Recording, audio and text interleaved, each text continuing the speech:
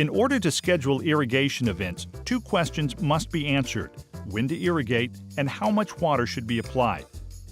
These questions are very complex due to soil characteristics and irrigation systems.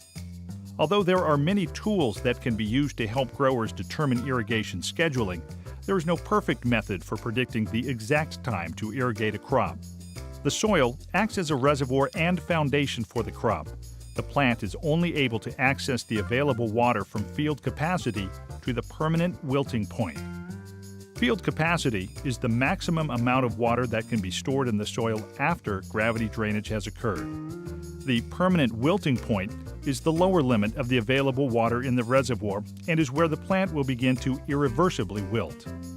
Soil moisture depletion is the depth of moisture depletion at any particular time.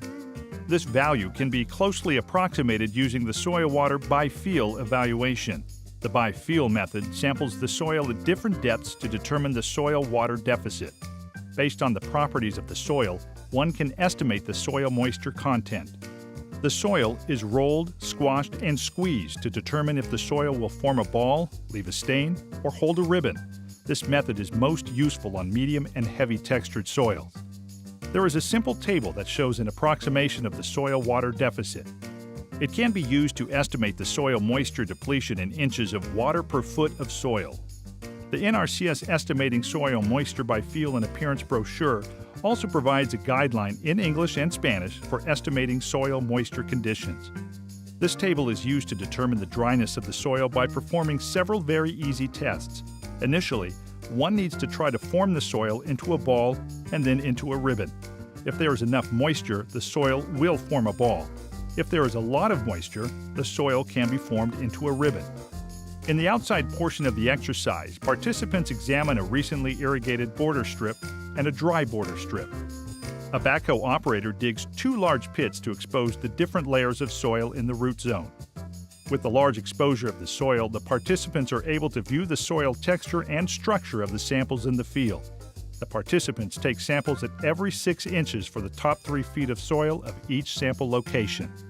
Each person has the opportunity to get a sample of the soil and classify the moisture depletion at that particular level.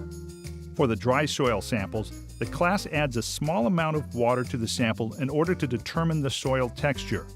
The class is also shown how to operate soil moisture sensors.